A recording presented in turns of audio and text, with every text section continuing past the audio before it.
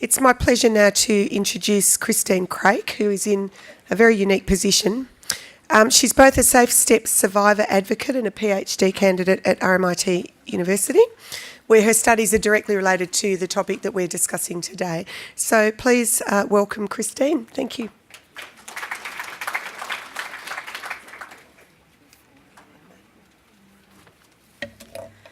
Okay, thank you all for having me here today. I'd also like to start by acknowledging the traditional owners of the land on which we meet and pay my respects to their elders past and present. So my name's Christine. I've been a social worker for about 28 years. My work's mainly been in the areas of family violence, child sexual abuse and trauma. For the past 14 years, I've been lecturing on these areas at RMIT University, and I established what I think is the only compulsory undergrad and postgrad social work course on family violence, which all our students have to do. And for much of this time, I also worked weekends in the trauma unit of the Alfred Hospital. I'm also the National Vice President of the AASW, and I am currently completing my PhD. And I'm not saying all that so that I sort of sound like I'm standing here up myself.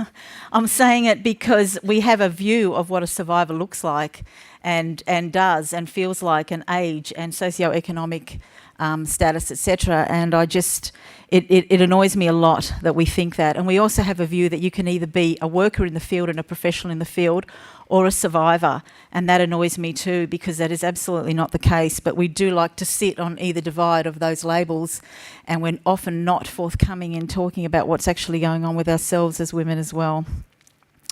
My PhD is on family violence of the experiences of women who are survivors and have presented to emergency departments of public hospitals. And just very quickly, over 40% of the women that I've interviewed presented once or multiple times to a lot of emergency departments around Australia. Of course, most emergency partners don't talk to each other, so you don't know who's presenting where, but not one of my women was asked about the possibility of abuse, even in obvious cases of physical abuse. So there are a lot of lost opportunities there. But I'm here to tell you the story about a woman and her husband, and I am going to talk a little bit about him because the perpetrators are often missing from these conversations. This woman was from a family of very few means, as many of us were years ago, and married very young, and within 10 years had 4 children.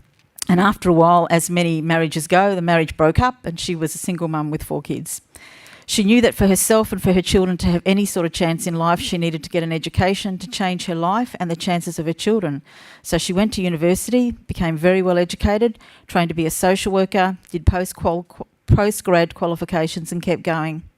She met her next husband at the university and waited 7 years before she allowed him to move in with her and her children, because she wanted to ensure he was a good role model for her and her children. He was also training to be a social worker. He came from a very good family, one of Melbourne's bests. She came from a stable family, but all her family lived interstate and were never in a position to really be helping or visiting. He'd been to the best schools, his parents belonged to the best clubs. His father actually belongs to one of the most elite of men's clubs in Australia, where he mixes with male Supreme Court judges and the captains of industry, but of course it's a club where women are still not allowed to become members. Through their university studies, he learned about domestic violence, the myths, the stories. He knew what it was, what domestic violence meant. And over the years, he worked his way up into the field too, and is still working as a regional manager for a very large welfare organisation that has domestic violence programs that he has responsibility for. Yet every single day he put this woman and her children through a hellish existence. He only hit her every couple of months, but when he did, he went crazy, and there was no way of determining any real pattern or warning that it was about to happen. Of course, this made everyone in the house understand that it could happen at any time. It was extreme control. When he wasn't physically violent, he emotionally abused them all. He made specific and relentless demands on everyone, from how loud the dog could bark to how thick the bread was sliced, how the butter had to come out of the container, etc. He was never allowed to be criticised. If he ever felt that this looked like happening in public, look out. He smashed things to make his point, not his things of course, only hers and the children's. He hurt the animals, he killed a couple of animals to make his point, keep everyone in line. And he would not let her sleep, sometimes all night, if he wanted her to agree on something that she didn't want to do. He spent his money on his fun, nothing wrong with strip clubs, tabletop dancing, prostitutes, hours and hours of masturbating to porn on the internet. If she couldn't pay the bills, keep the house and the kids going, then there was something wrong with her and the kids were demanding too much. She had to take that weekend job on top of her full-time job in order to make ends meet. When she fell pregnant to him within 4 months of him moving in, that was the first time he started. And he told her, which is what we've heard today, and he told her that he would kill her if she ever left and ever took his baby. She believed him absolutely because of the things that he started to do, and also because he would occasionally threaten her with a knife and again make this point. He'd punched her, kicked her, threatened to stab her, tried to run her over in the car, tried to kill her in the car. He often went for the children or the pets, and she put herself in the way, which meant she ended up sore, bruised and very shaken. He was very clever. His friends and work colleagues thought he was fantastic, a great partner, a great dad, because of the show he put up in public. The few times the children called the police out of fear with what he was doing to their mother, he had the police eating out of the palm of his hand within 20 minutes of them getting to the house, which took a good hour most times because they lived rurally. He told the police she was a social worker, that she worked with family violence and abuse, that she was manipulating them as well, and couldn't they see what she was doing. It didn't matter that everyone in the house was shaking and afraid, that the kids were upset. Every single time it worked to his advantage, and the police colluded with him. They would ask her if she would like to lay charges in front of him and the children, and the look on his face told her what would happen if she did. So she never considered taking out an intervention order. He had no respect for something like that, and he told her so and told her it wouldn't protect her. He took great delight in relating over and over how the police would not be able to save her, and show her stories from the papers around men that got away with killing their wives and the pathetic sentences that those found guilty received. He wasn't scared of any of that. And he chose to be like this with her and the children. He wasn't like this at work.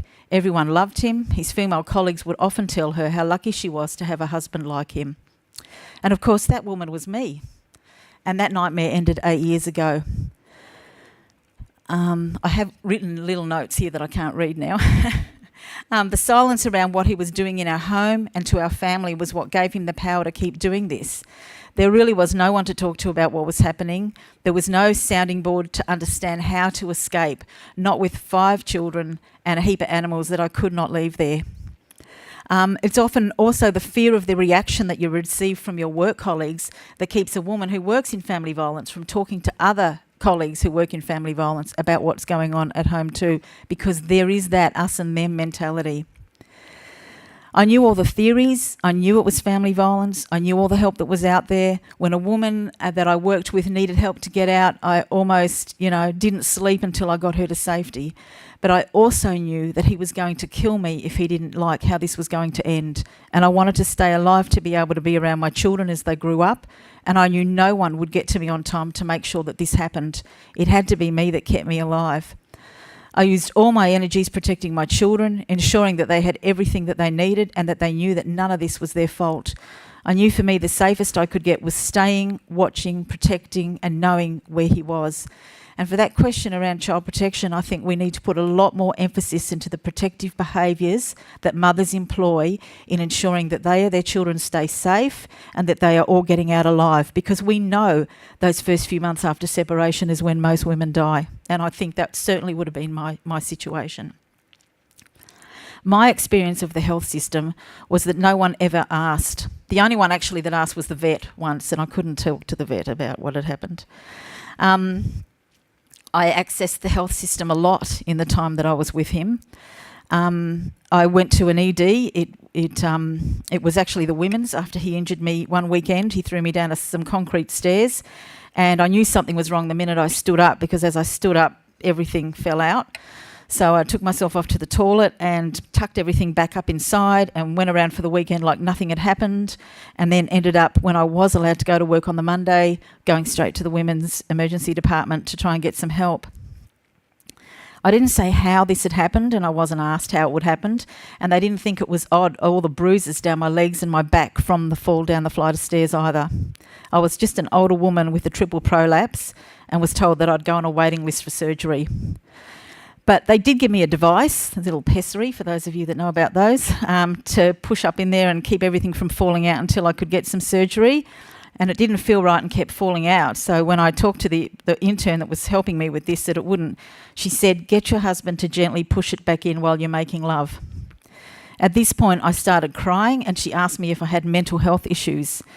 So I clammed up, because it wasn't me that had mental health issues during those years. It was him that had mental health issues during those years. And I didn't want anyone being labelling me or pathologising me in any way because I was not the one that needed the mental health help.